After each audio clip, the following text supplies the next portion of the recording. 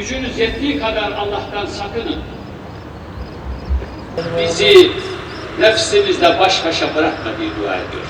Her daim Allah ile beraber olabilmek o kadar kolay olmasa gerek. İnsandaki mağlere hak edilmiş. Sadece günah, hayır.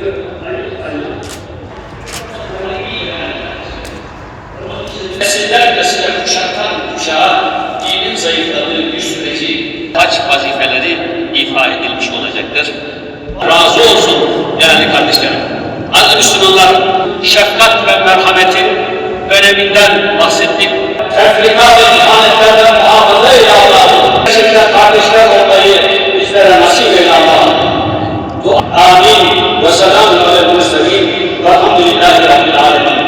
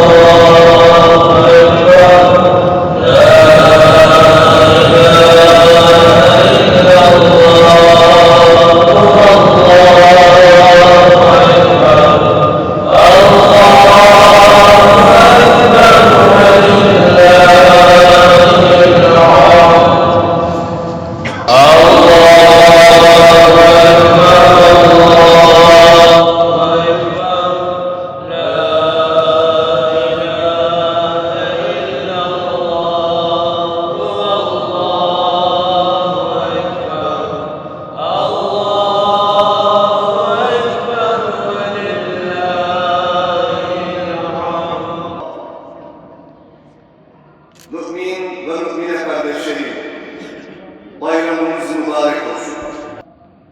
Kıymetli kardeşlerim, bugün ilk işimiz olan bayram namazını eda ettik. Biraz sonra da inşallah kurban sevincini yaşayacağız.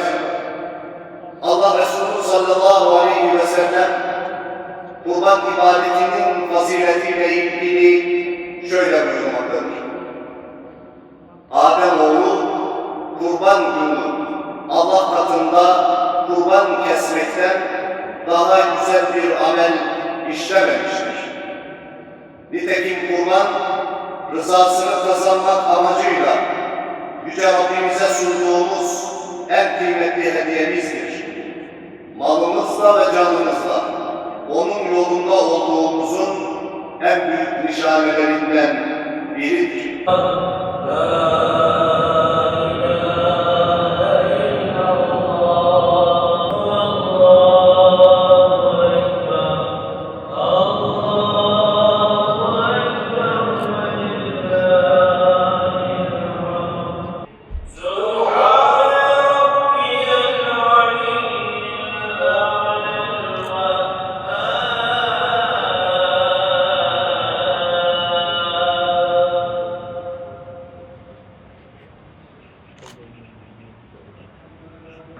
Ya Rabbi dualarımızı kabul eyle.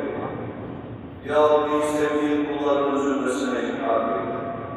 Ya Rabbi geçmişlerimize rahmet eyle. Ya Rabbi şehitlerimize rahmet eyle. Ya Rabbi kurbanlarımızı kabul eyle. Ya Rabbi bayramımızı mübarek eyle. Fatiha.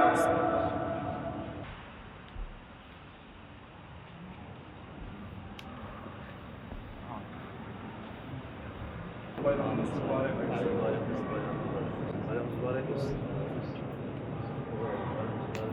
Namuttuk bixeyr.